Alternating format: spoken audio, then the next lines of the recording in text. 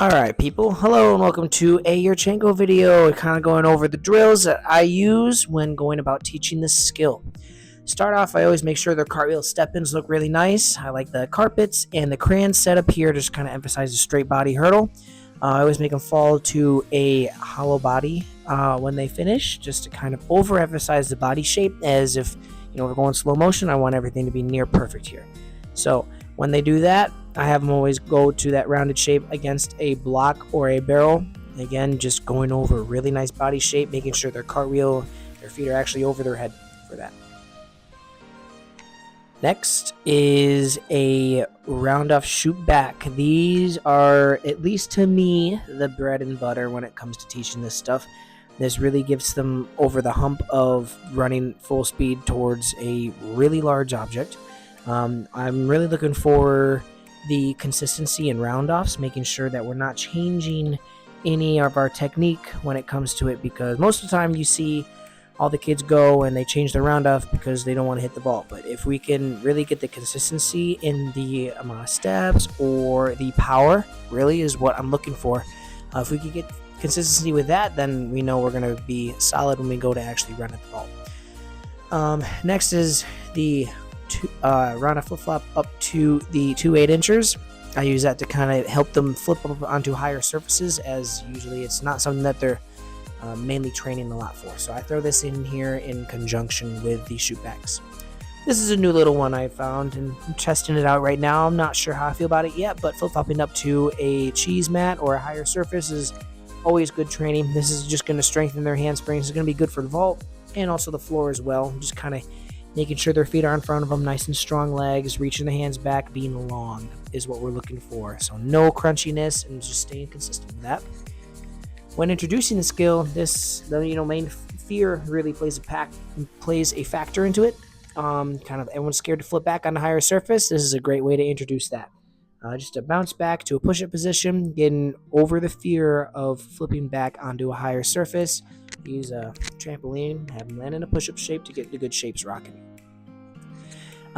Next is I add another mat on top of the 8-inchers before, so now they're flipping up onto 3. Again, the higher they could get this flip, the better. Once they're over that fear of going backwards over it, and I start looking at angles now. So she's a little pikey on the way down, or I guess a little closed off. She's getting off late with her hands, so she needs to block a little bit more. So our main goal is to get on right before handstand and block off in the handstand shape. That way, when they eventually get to flipping, we're already there. We know where we need to be. Alright, moving on, we have a round off shoot back over a panel mat here. I love using the panel mat to kind of space out the round off for the new people who are doing the vault. The hand mat's great at the middle stages. To me, at the beginning, I love the panel because it kind of guarantees where their feet are going to be. You put your foot on, your hands at the end of the panel, your feet, you're going to know exactly where they're going to land on the board. After that, we move up to flipping onto the mat stack here. I always like the 8-incher on top when introducing, just in case they goof up or, fear my play factor in that as well. In reality, it's the same height as the green, or at least the 3 8-inchers stacked, so doing it up onto the same height really is no different for them. Keeps impact low on them as well.